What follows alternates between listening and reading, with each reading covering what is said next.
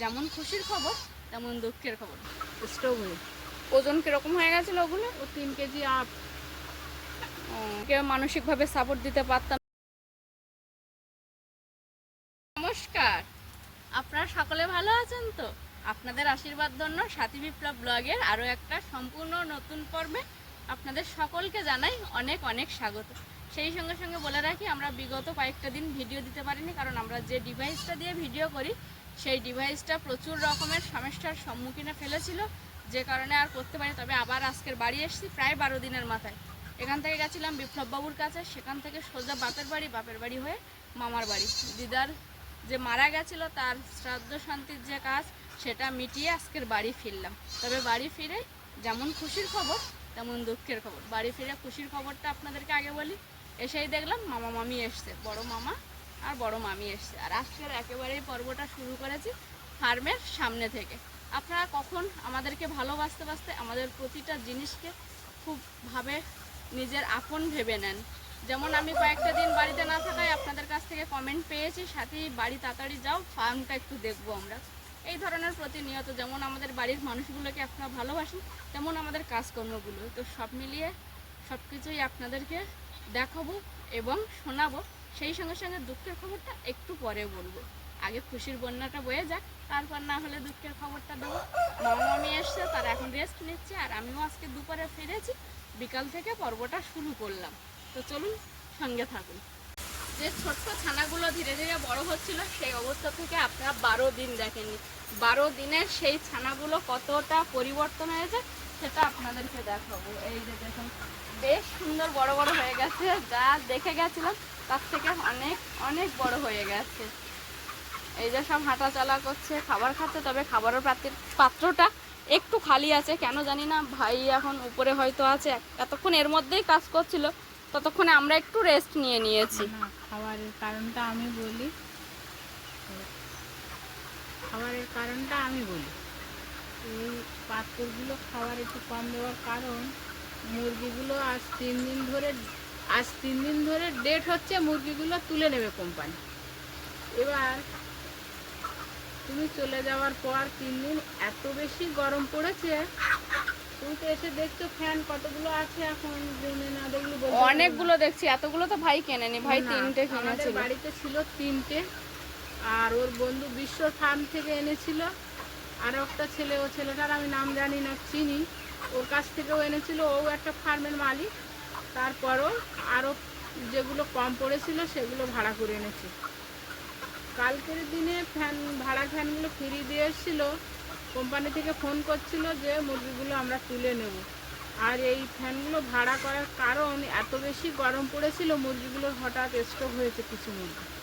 তোমাকে তো ফোনে জানাতে পারিনি, আমি ভাবলাম যে এখন অনেক আনন্দের মধ্যে আছে, কেন এগুলো শুনবে, আর শোনার পরে দুঃখ পাবে। প্রায় 80টার মতো মুরগি পিস হিসাবে মারা গেছে স্ট্রোক হয়ে। ওজন কিরকম হয়ে গেছিল ওগুলো? ও 3 কেজি আপ। এখন মুরগি ওরা কোম্পানি থেকে এসেছিলো, ডাক্তারবাবু এসেছিলেন, ম্যানেজার এসেছিলেন, ওনারা এসে ট্রিটমেন্ট যা যা করার ওষুধপত্র সবই দিয়ে গেল। তারপরে যেটা বলছিলাম যে 3 দিন ধরে বলছে গাড়ি আসবে। এখন গত দিনের আগের দিন গাড়ি আসবে, আসতে আসতে কোম্পানি থেকে ফোন করলো যে আমাদের গাড়ির বিয়ার না কি থাকে, গাড়ির যেটা ব্রেক সেটা খারাপ হয়ে গেছে। এবার কালকেরে আবার ফোন করে বললো 7:30টার মধ্যে এই খাবারগুলো ঝুলিয়ে ওপরে বেঁধে দাও, ওদের আর খাবার খেতে দিও না, অনেকটা দূরের রাস্তা, গাড়িতে করে নিয়ে যেতে হবে, তাই খাবার খেতে দেবে না। আমরা সেই মতোভাবে অনিমে তোমার বাবা দুজনে মিলে সব খাবার বেঁধেও দিল, খাবার দেয়নি। গাড়ি আসবে 9টার মধ্যে, খাওয়া দাওয়া করে নিল তাড়াতাড়ি। কলকাতা থেকে গাড়ি আসছে, বললো গাড়ি লোডিং করতে অনেকটা সময় লাগবে, ততক্ষণ আমরা খেয়ে একটু রেস্ট নিয়ে নিই। এবার 10টা 15-র দিকে ফোন আসলো, গাড়ির তেল ট্যাঙ্কি ফেটে গিয়েছে, সেই গাড়ি আর আসতে পারেনি। এবার ততক্ষণে কালকের অলরেডি ফ্যানগুলো, ভাড়ার ফ্যানগুলো ফেরে দিয়ে এসছে, আবার কালকে গরম পড়েছে। আবার সেই রাত্রে খাবারের পাত্র ঝুলিয়ে দেওয়া হয়, খাবার দেওয়া হয়, দিয়ে এখন আজকের আবার কি করে কোম্পানি বলেছে 7টার মধ্যে একটা রেজাল্ট ওনারা দেবেন। কালকের যে গরম পড়েছে, আজকের দিনে যে গরম পড়েছে, তার রেজাল্টটা ওই সামনে। সংবাদটা তো আপনাদেরকে দিলাম, মামা মামি এসছে। তার সঙ্গে দুঃখের সংবাদ হচ্ছে এইটা যে আমি না থাকায় সেই সময় মা বললো অনেকগুলো মুরগি মরে গেছিল, ফের আজকের এই যে এখনো এতগুলো মুরগি মরে গেছে।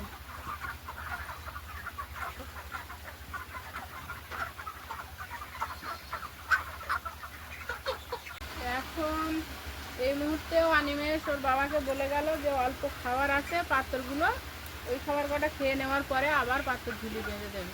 আর এখন অনিমেষ গাড়ি যদি আসে অনেক লেবার লাগবে, একই দিনে যাতে মালটা তুলে নেওয়া হয় কোম্পানির কাছে, সেইভাবে কথাবার্তা বলা হচ্ছে, সেই লেবারের খোঁজে গেছে। এই যে আমার বড় মামা শ্বশুর, আপনারা তো অনেকেই চেনেন, মামা মামি দুজনেই খেয়ে উঠে রেস্ট নিচ্ছিল, আমরা সকলেই রেস্টে নিয়ে গেছিলাম আর কি। তারপর আমরা উঠে গেছি, বাচ্চারা এসেছিল, আর মামাই উঠে ফার্মের দিকে এসছে। মামা বলো, ভাগ্নের এই যে ফার্মটাকে দেখে কেমন অনুভূতি ফিল হচ্ছে? ভালো লাগছে। অনিমেষ কোথায় গেছে? লেবার খুঁজে গেছে। ও আজকের মাল যাবে রাত্রে নাকি? যাবে, ওরা একেবারে শিওরও বলছে না, আবার বলছে আপনি লেবার কথা বলে রাখেন, আমরা চেষ্টা করবো মালটা যদি নিই তো সবটা নেই, আর যদি না নেই তো ওনাদেরকে একটু ফোনে তখন যাবি যে এত মাল একবারই নিয়ে যেতে পারবে, অনেক লেবার লাগবে। অনিমেষ লেবারের খোঁজে গিয়েছে, তাও বলছিল মা মনে হচ্ছে একেবারে না উঠতে পারে, কারণ বললো 16 টাকার গাড়ি আসবে, তা 16 টাকার গাড়ি কত বড় হবে সেটা আমার ধারণা নেই, কিন্তু এইখানে গাড়িটা একটা জায়গায় ঢুকতে পারবে না। ও যে জায়গাটা রাস্তা করেছে ইট দিয়ে, এসে চেকিং করে গিয়েছে, ওনারা বলছিল যে যদি এখানে ফেঁসে যায় অত বড় গাড়ি ঘোরানো যাবে না। এখন ওই জন্য আবার একটা ছোট ইঞ্জিন ভ্যান বা একটা ট্রাক কথা বলে রাখবে, এখান থেকে মালগুলো বাজার মধ্যে নিয়ে যাবে, নিয়ে আবার ওখান থেকে ওই বড় গাড়ি থেকে। মামা মামি অনেক দিন পর আমাদের বাড়িতে এসছে, আর ঠিক যখনই আমি বাপের বাড়ি যাই তখনই আসে। মামা মামি আসবে আসবে করে। না না, আমরা 4 বছর পরে আপাতত সুযোগ পেয়েছি। তুমি 4 বছর পরে এসছো, আর বড় মামি কিন্তু ঠিক 1 বছর পরে এসছে। ঠিক গেলবার ভাদ্র মাসে আমি যেদিন বাপের বাড়ি গেছি সেই দিন মামি আসছে, ফের এবার সেই একই বাংলায় ভাদ্র মাস। আমি 4 বছর পরে। বলো, 4 বছর পরে এসে বাড়িটাকে একবার অন্যরকম দেখতে লাগছে না? অনেক কিছু নতুন নতুন হয়েছে, অনেক। যেমন সব থেকে বড় বিষয় আমাদের কাছে এখন এই আপাতত ফার্মটা, ফার্মটাই আমাদের কাছে এখন নতুন। আর মামা কিন্তু ভাগ্নের ফার্ম দেখার জন্য এসছে। বারবারই ভাই ডাকছিল মামাদেরকে যে এসো, প্রথমবার একটু বাচ্চা তুললাম, দেখে যাও। তবে সবাই তো কাজ বাজ করে, সময় সুযোগ হয়ে ওঠে না, তার মধ্যে থেকেও মামা একটা সুযোগ করে তারপরে এই এসছে। যে কাজটা হ্যাঁ, আজকে যদি মাল নিতে আসে, দর্শক বন্ধুদের তো দেখানোই হবে, অনেক চাপের কাজ। যখন মালটা মাপা হবে সেক্ষেত্রেও একটা লোকের দরকার, একটা অ্যাকাউন্টে হিসাব রাখার দরকার। এবার ও তো মাল ধরে দেবে, বয়ে দেবে, এবার বিশ্ব বাড়িতে নেই, ও কোনো একটা খুব এমার্জেন্সি দরকারে ফোন করে দিয়েছে আমার কাছে, ফোন করে বললো যে হ্যাঁ কাকিমা আমি থাকবো। সেই ছেলে সকালে উঠে বললো কাকিমা আমি খুব দরকারে বেরিয়ে যাচ্ছি, ওকে বলে দেন ও রাগ না করে। ওই জন্য দাদাকে বলছিল যে মা মামাকে বলো তো, মামা আসবে বলছে, তা আমার এখন আসছে। ঠিক আছে, আসি যখন। একদিকে ঘোরাও হলো, আর একদিকে হাতে হাতে ভাগ্নের একটু সাহায্য করাও হবে, এটাই। যাই হোক মামা, আশীর্বাদ করো যেন যা করছে, যেটুকানি করছে, ভালোভাবে উত্তীর্ণ হয়। এখন এই যে ঘরের টেম্পারেচার যেটা আছে সেটা অন করা আছে, সেই সঙ্গে ভাই পুকুর থেকে মোটর দিয়ে জল তোলার যে ব্যবস্থা সেটা করে রেখে গেছে। বাবা এটাই এখন আপাতত দেখভাল করছে। সেই সঙ্গে মুরগিগুলো দেখুন শুধু কত বড় বড় আছে, যেমন খুশিতে মনটা ভরে যাচ্ছে। সেই সঙ্গে সঙ্গে আরও একটা কথা যেটা বারবারই খুব মনে পড়ছে, যদি ওই সময়টা আমি থাকতাম হয়তো একটু ভাইয়েরকে মানসিকভাবে সাপোর্ট দিতে পারতাম। যেটা মা বললো অনেকগুলো মুরগি মরে গেছে এবং সেগুলো নাকি 3 কেজির উপরে ওজন হয়ে গেছিলো। আর এখন কিন্তু আমাদের ফার্মটা ঠিক শরতের যে কাশফুল ফোটে তেমনই দেখতে লাগছে। চারিদিকে সবুজ, মধ্যিখানে সাদা। মাঠে সবারই প্রায় ধান রোয়া হয়ে গেছে, আর একটুও জায়গা, একটা কোনো পর্যন্ত ফাঁকা নেই মাঠের ধান রুতে। এখন কতগুলো ফ্যান চলছে দেখা যাচ্ছে?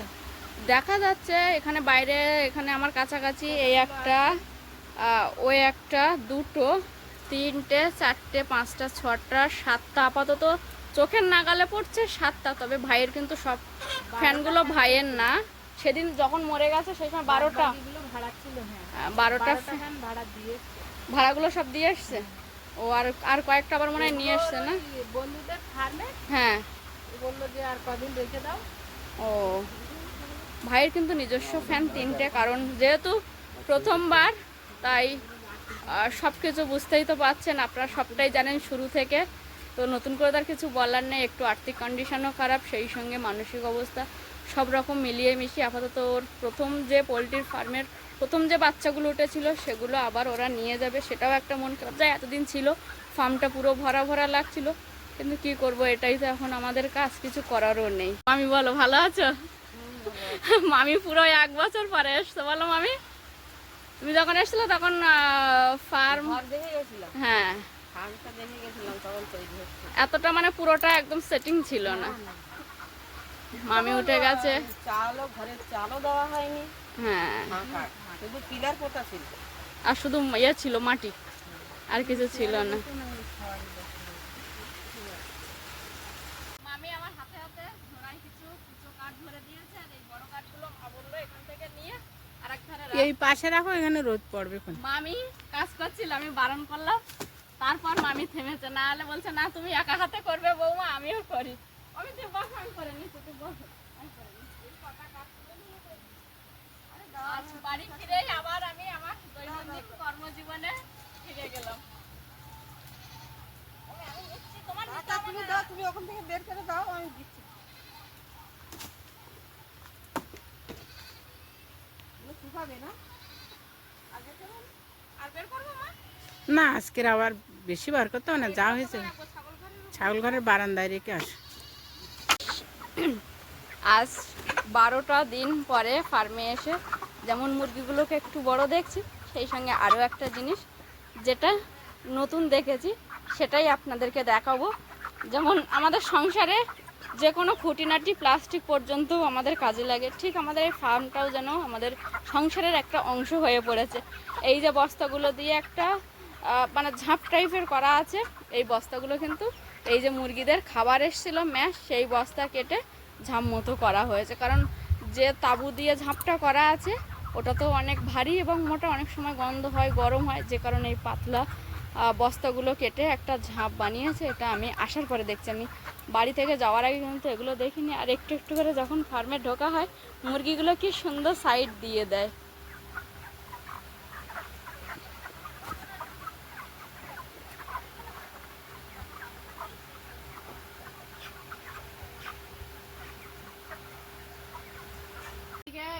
মামি আর আমি এখন খালপাড়ে এসেছি, অনেকক্ষণ ফার্মের দিকে ছিলাম, টুকটাক কাজকর্ম করলাম। মামিকে বলছি, মামি কাঁচকলার একটা কাঁচি পড়েছে, বড় হয়েছে, কলা খাওয়ার মতো হয়েছে। মামি দেখো, আমি বললো ওইটা বুঝি না, খাওয়ার মতো হয়েছে না, ওই দিকটাই খাওয়া যাবে, খাওয়া দাওয়া হবে এখন। আর সেই সঙ্গে আমাদের খালের যে দৃশ্য সেটা তো একেবারেই অন্যরকম। মামির সঙ্গে অনেকদিন পরে দেখা হলে যা গল্প গুজব হয় সেটাই টুকটাক চলছে আর কি। মামি বাজারে যাবে আজকে? বাজার বার আছে, হ্যাঁ, তাহলে বাসনগুলো তাড়াতাড়ি মেজে নিই, বুঝলে মামি? আজকের আমাদের এখানে বাজার বার, মামি আর আমি দুজনে বাজারে যাবো, হঠাৎ মন্তব্য করলাম, তাই আমি বাসন মাছ দেবো, সেই মামি তো ওখানে বসে গল্প করে আমার কাজে গিয়ে দাও। তো মামি বললো শুধু বসে থাকবো কেন, তাও আমি কিছুটা মাঝি আর তুমি কিছুটা মাঝো। তাই ওই যে মামিও মাছতে লেগে পড়েছে বাসন, আর আমি তো মাছছি। আর এই সাথে বিপ্লব ব্লগের এই যে পুরাতন ছান্দে, পুরাতন গন্ধে ফিরে আসা হয়ে গেল। নতুন ছান্দে বেশ কয়েকটা দিন কাটিয়ে আসলাম, বৌমাকেও একটু হেল্প করে দিল। মামিকে বারণ করলাম যে আমি ধুয়ে নেবো এই কটা বাসন,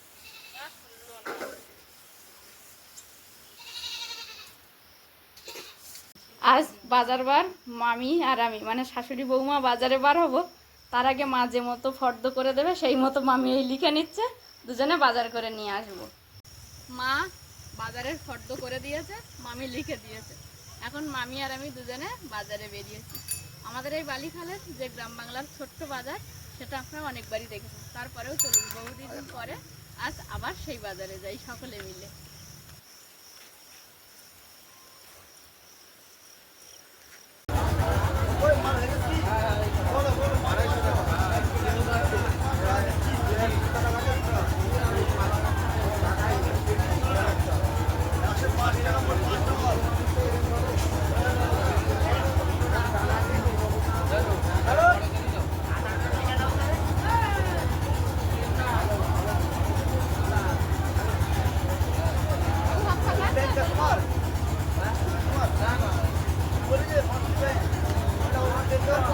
তেজপাতা 5 টাকা, চিনি ছোলা 500, যেত, ছোলা 1 কিলো মাছ, আর নকল দানা 250 মাছ। মশলা তেল ইমামি, হ্যাঁ সরষের তেল 1 টা, এ দেখো না, সাদা তেল 2টো, থালা 4টে, পাঁপড় দাও নি আমার সবই না মান্য, পাঁপড় 2টো,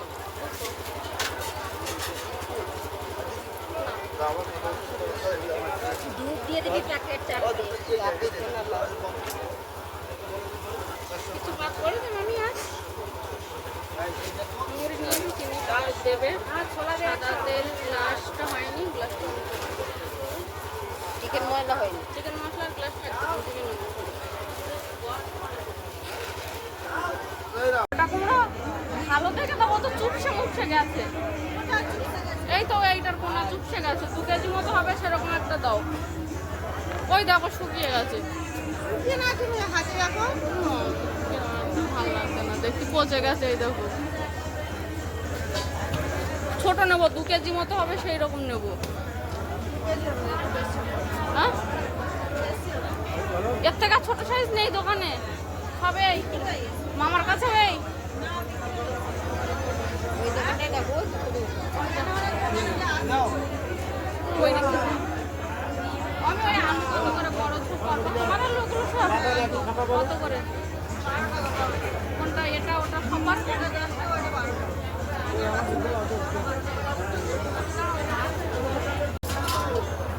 ভাড়া লাগে।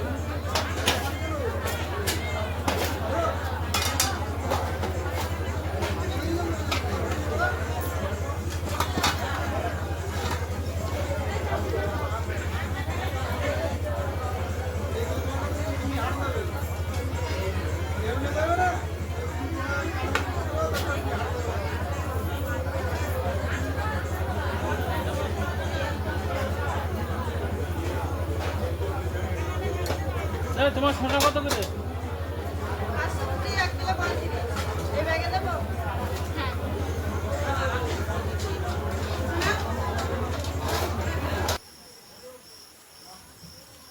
মামি আমি দুজনে বাজারে এসেছিলাম, মামি শাশুড়ি আর বৌমা দুজনে বাজার করে 2 ব্যাগ বাজার বুলি মাসির দোকানে রেখে দিয়েছি। খাবার যেটুকানি কিনেছি সেটাই শুধু বাড়ি নিয়ে যাচ্ছি, পরে গাড়িতে করে ভাই নিয়ে যাবে।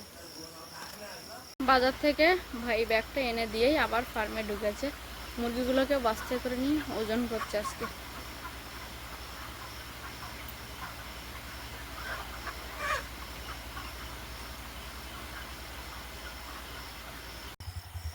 একটু আমি আগেই এসেছিলাম ফার্মে, তখন ভাই আর বাবা দুজন মিলে মুরগিগুলোকে ওজন করছিল। এক্ষুনি কারেন্ট চলে গেছে, এই যে বাইকটা ছিল রাস্তার উপরে, আমাদের বাজারের ব্যাগ এনে রাস্তার উপরে বাইরে গেছে, এখন এনে বাইক চালাতে হয়েছে, লোডশেডিং হয়েছে। আর যেহেতু এখন মুরগিগুলো বড় হয়ে গেছে তাই সাথে সাথেই লাইটটা দিতে হয়েছে। বলো ভাই, তোমার সঙ্গে তো এসব দিকে দেখা হলো না, মার কাছে শুনলাম আমি যখন বাড়ি ছিলাম না 2-3 দিন উঠে উঠে নাকি অনেক মুরগি মরে গেছিলো।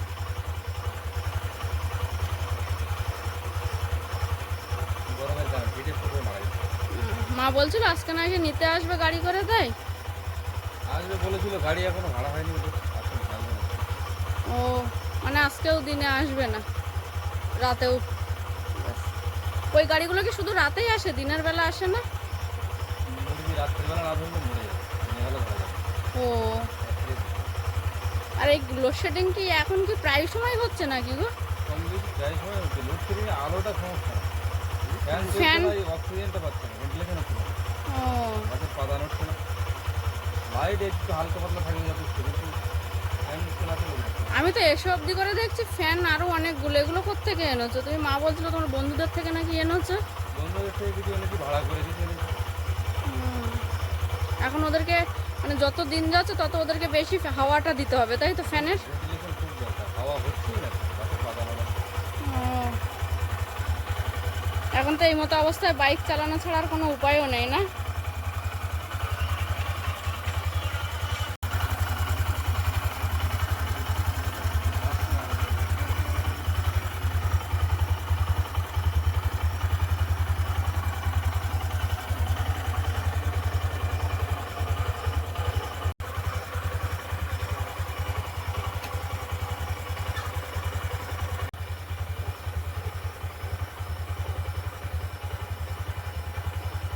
এরা কি অন্ধকারে নড়াচড়াও কম করে? জল খাবার কিছুই খায় না, নড়ে না, ভয়ে ভয়ে থাকে। ওই জন্য স্ট্রোকটা হয় না। বসে গরমে? আছে এক জায়গায়, গরম লাগছে তো, নিচে বসে বসে নিচে গরম লাগছে, ফ্যানগুলো চললে হাওয়া হয় না। যাক, আবার এক্ষুনি কারেন্টটা চলে এসছে। আর ওই যে ভেতরে ফ্যানগুলো আছে সবগুলো চালিয়ে রাখতে হচ্ছে না? 7টা ফ্যান আছে। আচ্ছা। মাথা পর্যন্ত ফ্যানগুলো দেখাই যাচ্ছে না। রাতে ভাত খেয়ে ভাই সবার আগে উঠে এসছে। ও তাড়াহুড়ো করে খায়, এখন সময় নিয়ে আর একদমই খেতে পারে না। তার কারণ ওই যে খাবার দিচ্ছে। আজকে পোলট্রিগুলো নিয়ে যাওয়ার কথা, আজকেও আসবে না বলে, তারপর লোডশেডিং হলো বেশ কিছুটা সময়। তারপর কারেন্ট আসায় খাওয়া দাওয়া হলো, খাওয়া দাওয়ার পরে এখন এই রাতে ও খাবার দিচ্ছে। জলও কি দেবে বাবা? জল তো দেওয়ারই ছিল। ও অটোমেটিক জল দেওয়া থাকে না? হ্যাঁ।